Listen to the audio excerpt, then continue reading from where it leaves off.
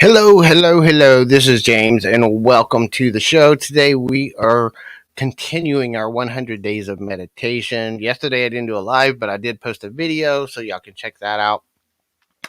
We've been doing a 100 days of meditation challenge that we got from Kyle Cease, and we're working our way through. We're on day 13, doing a 1 hour meditation every day. And today I wanted to talk about I am. I am statements, the I am identity. And who are we? We all have within this thing that we call the ego, which is just the false self. And the false self comes from creating this false identity of who we are as a person. And this is something I've been really diving into a lot lately. Really understanding this ego consciousness, this false identity. And as I dive deeper and deeper into this meditation, the more of that false identity of me strips away. And the false identity and the false beliefs and the false part of myself that I've held on to for years is just falling away more and more and more. And the more I fall into that and I dive into the layers and layers of false identities I had created for myself throughout my whole life, the more I realized that it was just the layers of protection I created around myself to protect me from society, to protect me as a child from abusive people, and people that maybe weren't physically abusive, but were, just rejecting me, and the rejection sensitivity that I had coming from this identity of who I was and how I didn't fit in. And it all comes down to the identity. And one of the things that I've been doing, I've been studying the book by Dr. Wayne Dyer called The Power of Intention. And in that book, it talks about the 6 phases of the ego, which is one of the things that he taught a lot throughout his career. And these 6 phases of the ego, which I've talked about in other videos, but the 6 phases of the ego are: I am what I do. I am what other people think of me, my reputation. I am what I have achieved in my life. I am separate from what I lack in my life. I'm separate from other people, and I'm separate from God. And as we create these identities of separation, as we create these identities of illusion of our own place in the world, it gives us a sense of separation from other people. It gives us a sense of separation from what we desire. It makes us believe that we have to achieve things. When I talk to people about finding purpose and finding their calling, a lot of people are focused on the calling and the purpose as an achievement. And that's just what was I sent here to do? And I held on to that kind of a belief in purpose. And in fact, I've done videos in the past on finding your purpose from that perspective.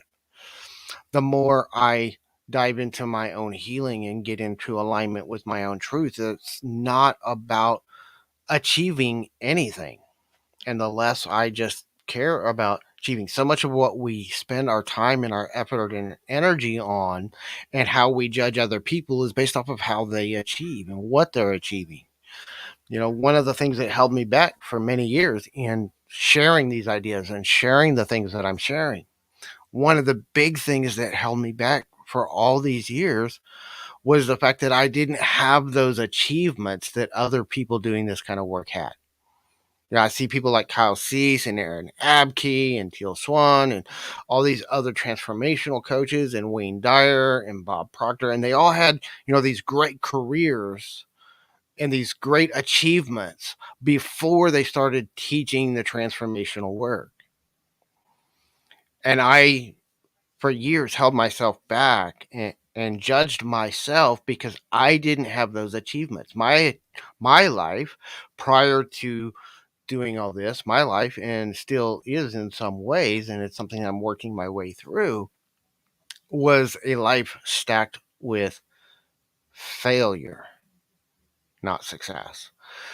Stacked with trying to start my own business and failing, trying to work for other things and failing, trying to have relationships with other people and failing, failing to live up to society standards, not being motivated by achievement.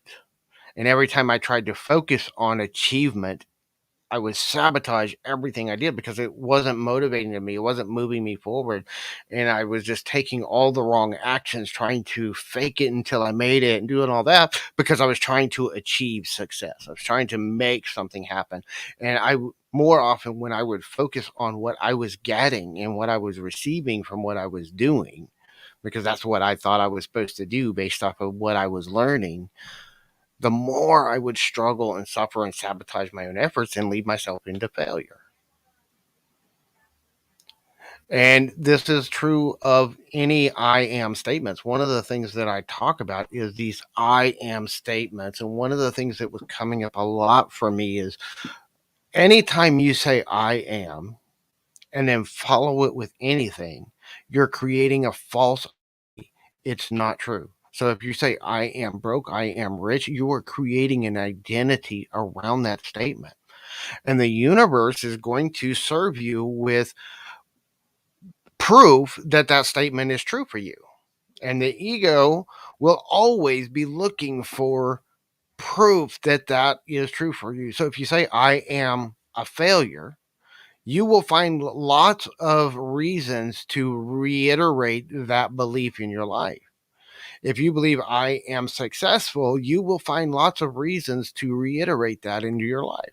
If you believe I am broken, I am lost, those I am statements, you will find plenty of reasons to reiterate that in your life. And you will continue to attract into your life everything that you need to reiterate that belief. This is one of the powers of manifestation and law of attraction. A lot of people don't get. You have to get out of that ego based I am belief in order to really start manifesting what you desire instead of what you don't want, because so much of what you don't want that you're experiencing is just to placate that false identity you've created for yourself. And the more ingrained that identity is, the more you have to surrender to let it go. One of the things that I found in my own experience of this is when I'm locked into an I am belief, that's when I suffer. That's when I have the most suffering, because that I am belief is just holding on to an old story. It's an old story that's no longer serving you. And as you experience things that rip that old story away, those can be painful, and painful moments will happen to everyone. We could lose a loved one. We could lose a business. We could lose a job. We could lose anything. And those painful things do happen, and they come to us to strip away that old story. But as that old story, that old belief of what you were gets stripped away and you're striving to cling on to it, you're fighting to hold on with all you have. That's why we suffer, because you're holding on to something that's trying to die. And I have a lot of love and compassion for people who have lost a loved one. And it's okay to feel that. It's okay to be in that place if that's where you're at. There's nothing wrong with that. But if you want that part of you to heal, if you don't want to suffer in that part of your life anymore, you have to be willing to surrender the identity that's keeping you stuck in there. If it's a parent who's lost a child, one of the biggest traumas that I think I've seen, and I've seen this a lot with a lot of people, my friend Dana, Donatella, my friend Nikki, that one still breaks my heart every day. Her daughter was horrifically murdered along with a bunch of friends. But when we experience that, when we survive that, you know, I can only imagine the pain and the suffering that that's causing you, because I've never experienced that kind of trauma in my own life. I've experienced loss in other ways, but not the loss of a parent or a child. But part of the reason that keeps us stuck in this, and it keeps us suffering long afterwards, is trying to hold on to that old identity after that loss. That's really what's causing the suffering. And so to surrender that identity, it's not letting go of your love for them. In fact, you will experience more love for them than you ever thought possible once you surrender that. You can experience greater love, but also peace with yourself as you allow that old false identity to dissolve. And we surrender holding on to that identity. I know whenever we had Emily, when we were first diagnosed and we were going through all this, whether we should end the pregnancy or all that. One of the things I went through was this process of surrendering control of the way her life would be, and even her death. And I couldn't surrender her death until I surrendered my own. One of the things that keeps us stuck in these cycles of holding on to grief when other people have lost is because we're still trying to avoid our own mortality and our own death and our own transition into a higher place, into a different place. And so much of what people do is to avoid facing that. And it's one thing that we just absolutely will not avoid. We will die. It could happen today. It could happen tomorrow. It could happen in 100 years from now. But we have to embrace our life, and we have to embrace our death. It's a given. And when we can face that, we can let go of this I am identity that's keeping us stuck, and it's keeping us from being able to fully love, to fully be at peace, to fully express ourselves, and to help other people through that process. One of the things that's held me back from helping other people for so long was holding on to my old identity, the failures that I had that created an identity of being a failure, the failures I had. In fact, one of the things that I'm working with right now is a book that I've been working on for the last several weeks, and it's called Failing Forward. And it's about creating a new consciousness through failure, how we fail our way to higher consciousness. Because that's my story. That's what I came from. And that's a part of who I am. It's, all these other people that come from a place of achieving all these high successes in their life and then getting into transformational work. But mine was exactly the opposite. I was coming from a place of failure after failure after failure, being broke, being in poverty, being in debt, having everything that I thought was going wrong in my life, and never really achieving. And then whenever things did start coming forward, I would sabotage those efforts and lead myself into failure. And I'm talking about all of that as I'm writing this. It's really just coming from, this is a totally different perspective of this transformation, because a lot of the techniques and the things that I'm teaching are the same, but it's coming from the other side of the perception. The perception of coming from failure into understanding transformation rather than coming from success and understanding transformation. And that's what I'm working on. And I'm trying to articulate that. I failed at so many things in my life. And it was exactly what it needed to be. The more I strip away that identity of failure, the more I realize every one of those things that happened in my life happened exactly as they needed to happen to take me on the next step of my own journey, of my own growth, of my own expansion. I couldn't have reached where I'm at right now without every one of those failures. I try to live without regret and without resentment towards myself for my own past. And part of that is stop judging myself as being a failure. Stop judging myself as somebody that's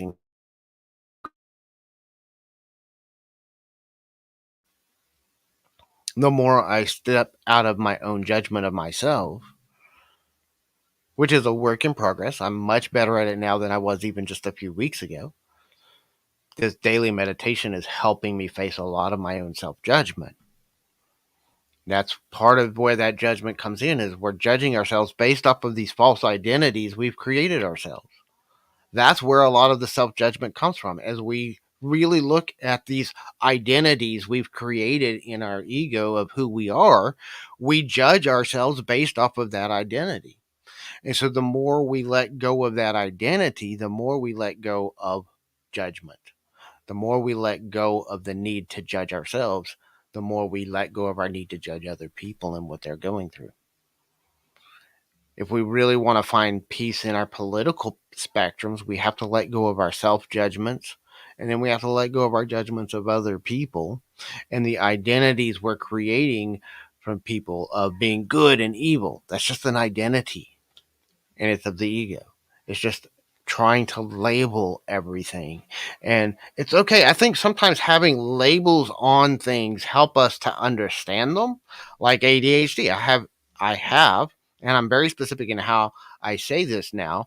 I have ADHD, which means my brain does not work like a normal person's brain. And that's a label that's helpful to me, in that it helps me to understand why my brain works the way it does and how my brain works. It gives me a focus to look at how that works for me.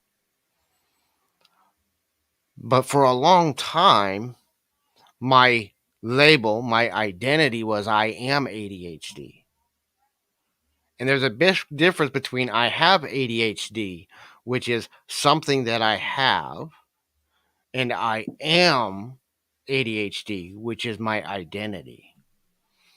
And whenever I am ADHD and I judge ADHD as being a bad thing because it doesn't fit in with society's rules, then that means that I'm a bad person because I am that, which is this bad thing.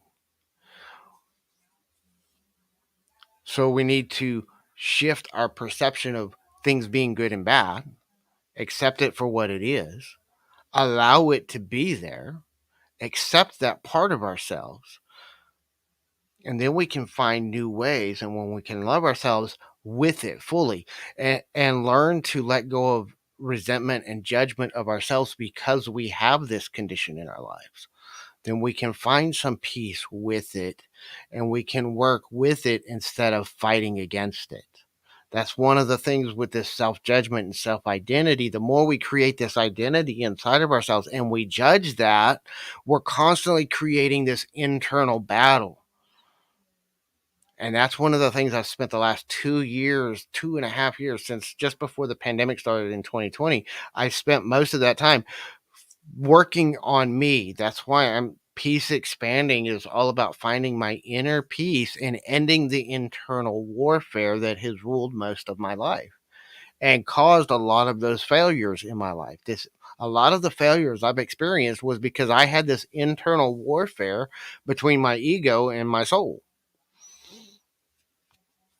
And the more I embrace that and do the inner work and listen to myself and listen to all aspects of myself, including my ego. The ego is an important part of us, by the way. There's a lot of people teaching to get rid of the ego. I'm not striving to get rid of the ego. I'm just striving to learn to listen to it, learn to love it, learn to accept it, and be with it. And the more I sit with it and accept it and love it, the more it just dissolves and it's no longer controlling my life. I still have it, and I still fall into that way of thinking at times. But more and more and more, it's like I see it, but I see it and I observe it. And the more I can just observe it as a separation from that part of myself, and I can look at it from an outside perspective looking in, the less it has control over me. And that's one of the things. So many people are just ingrained in this ego based identity of who they think they are.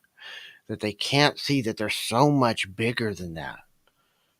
You're bigger than your loss. You're bigger than your lack of money. You're bigger than your abundance of money. You're bigger than your abundance of properties as a real estate investor. You're bigger than your book. You're bigger than your YouTube channel. You're bigger than everything that you are identifying yourself as. You are bigger than all of that. And you are more than all of that. And when you recognize this, and you start recognizing that so many of the priorities that you think are important in your life are only important because your false identity says that they're important. Money.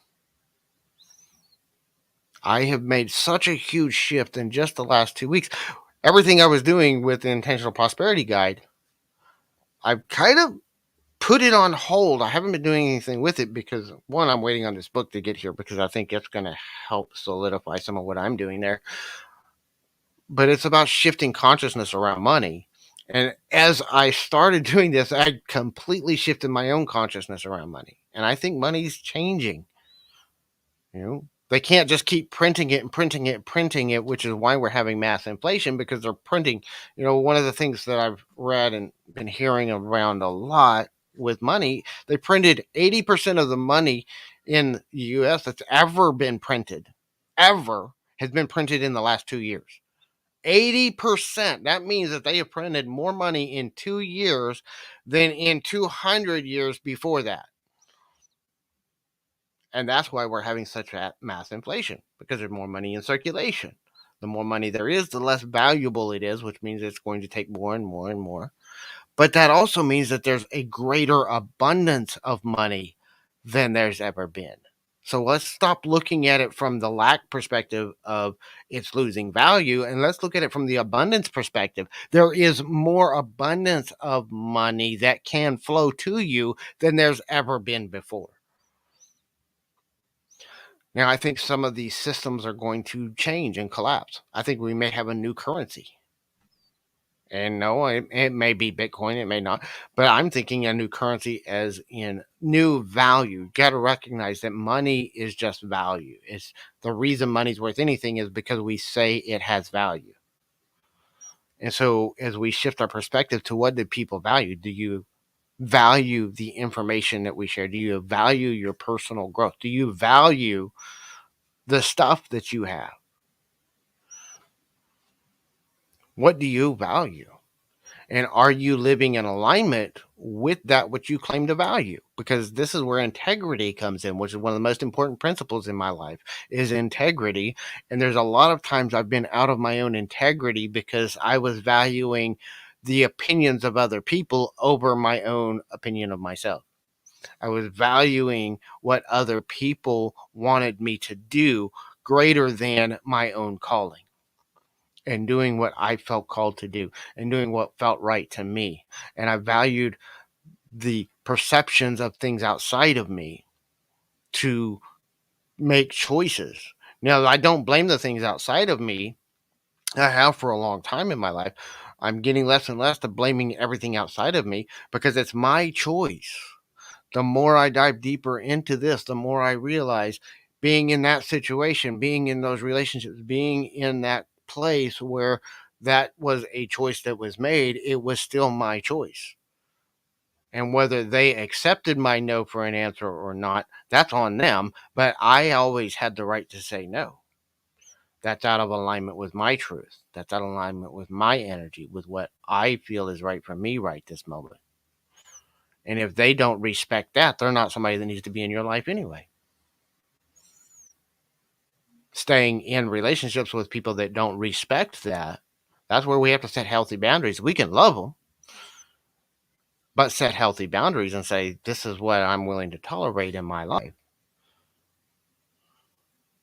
And letting go of that identity that says, I have to be in this relationship, or I have to have this, I have to achieve something over here in order to be myself. You don't have to achieve anything. We're not here to achieve. We have to get out of intention as being something that we do and something that we achieve, and realize that intention is energy. And energy is just oneness. And the more we can embrace that, we can let go of those I am statements. Everything that you say, I want you to sit down and write down every I am statement that you believe to be true about yourself.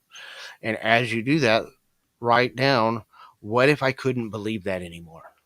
What would my life be like? What limitations are in my life because I believe this is something that I am? I am a mother. I am a father. I am grieving. I am a business owner. I am a YouTuber. I am a content creator. I am a driver. I am sick. I am well. What I am statements are you putting into your life that are creating limitations that you don't even realize? What would your life be like if you couldn't have that in your life anymore? What's the payoff for having that I am statement in your life? For having that belief? Because we don't hold on to something like that. And especially these ones that are really destructive.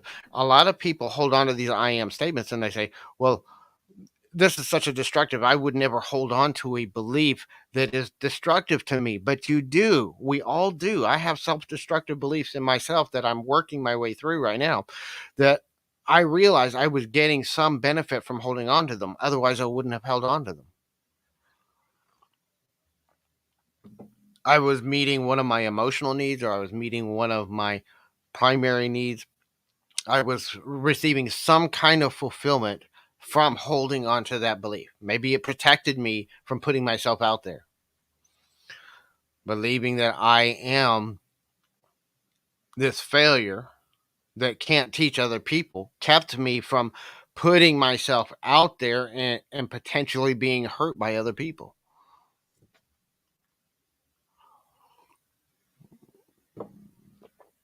Whatever your I am beliefs are, they hold you back, but at the same time they are serving you. So we need to accept them and we need to stop judging them.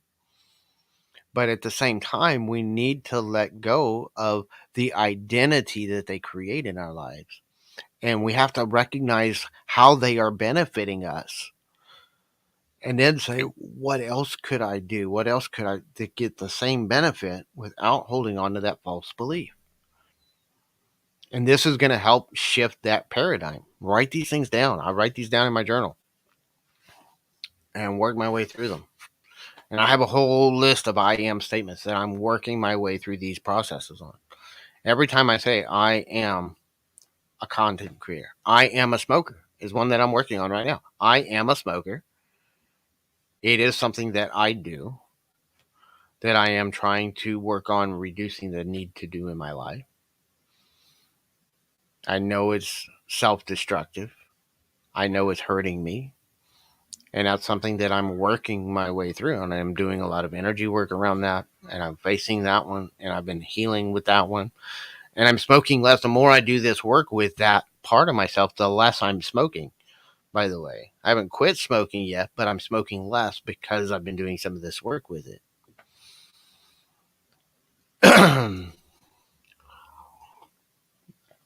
And the more I dissolve that idea that I am that, the more I can break free of that habitual pattern that's destructive in my life. What's the payoff of doing that? Well, for a long time, it helped me to release my stress. It helped me to breathe. Now, one of the things that I've been learning, I've been working with some other people and learning breathing techniques that I can do without smoking to cause me to breathe deeper.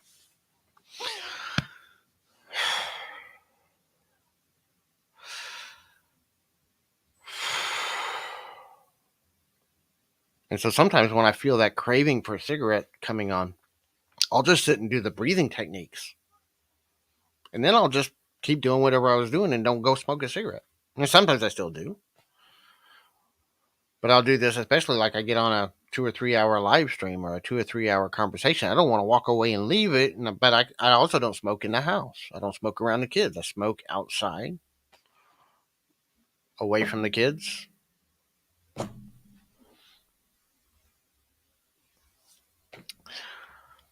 Mm. But I want to be able to be here for them. I want to be able to do more for them.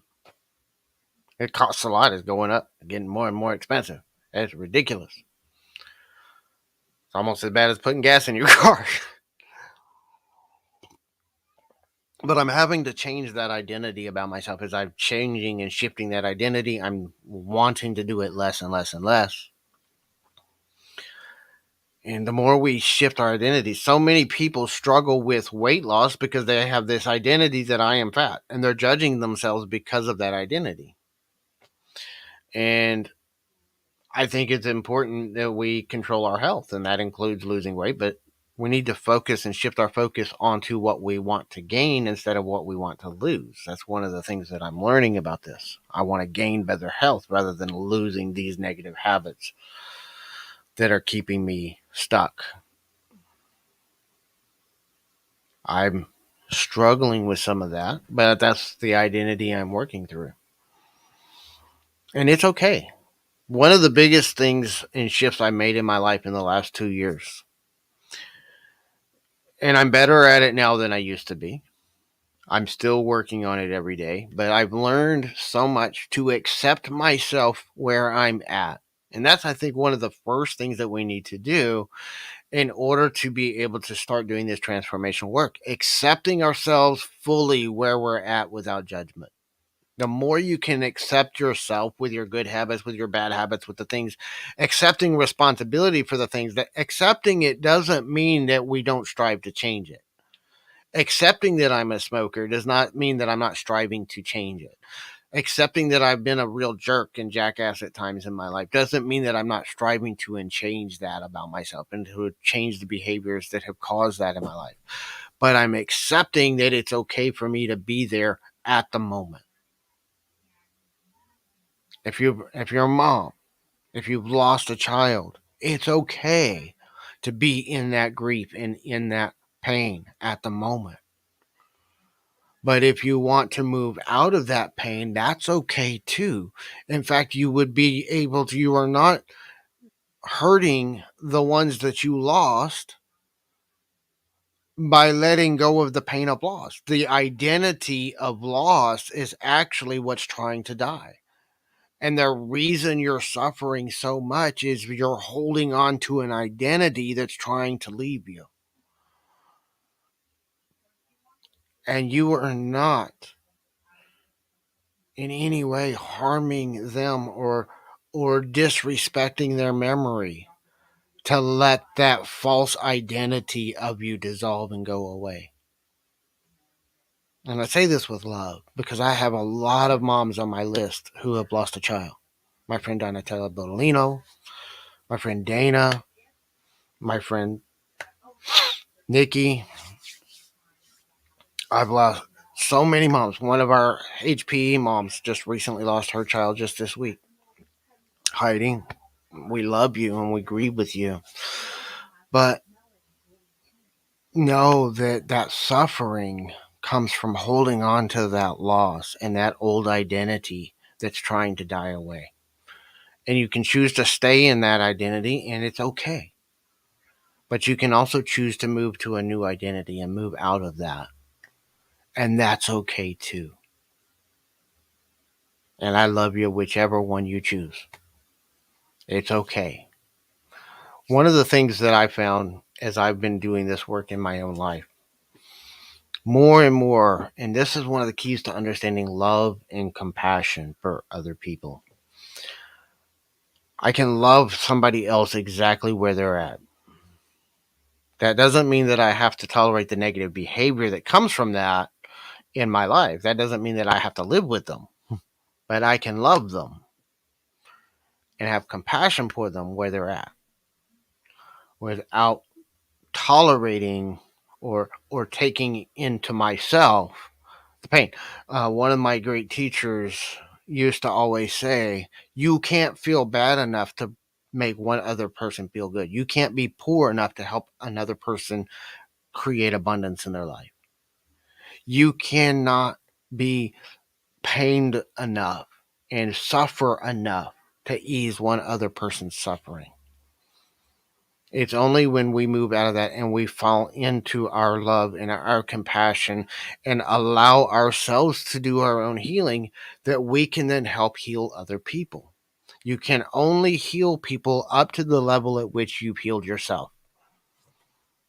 You can only, and we don't heal. One of the things I have learned as somebody who works with energy work and energy healing, I cannot take somebody else to a level of healing that I have not healed within myself, but I also cannot heal them. I do not heal anybody. I simply am a guide that allows an opportunity for people to heal themselves because we're all healers for ourselves. We all have the ability to heal ourselves. The idea that we are healing another person is part of that ego identity. It's the idea of doing something, that doership mentality. I am what I do and I heal. That is an ego based identity. But I can guide people through the pathway to healing themselves. And that's what I do here. That's what I do here on my channel. That's what I'm doing in my book. I'm laying the pathway for people to be able to heal themselves. Because we can't heal culturally. We cannot heal our country. We cannot heal our community. We cannot heal our family. But we can heal ourselves as individuals and lay the groundwork for other people to heal themselves. And when we experience that healing as individuals, we raise the consciousness of the collective and we heal the collective by healing ourselves. The best way we can serve the collective is to serve ourselves and the collective simultaneously. It's not ego to say, I'm going to focus on me. It's necessary. Because unless you're healing yourself, you can't truly serve at your greatest capacity. You can serve, and you can probably help a lot of people where you're at right now. But there's so much more you could do if you did that healing work. You could do more. That's the thing, is we're not saying that achievement is wrong. We just don't want our identity coming from achievement. It's not bad to have abundance. It's not bad to achieve success and fame and have people know who you are. It's not bad to be a mother or a father.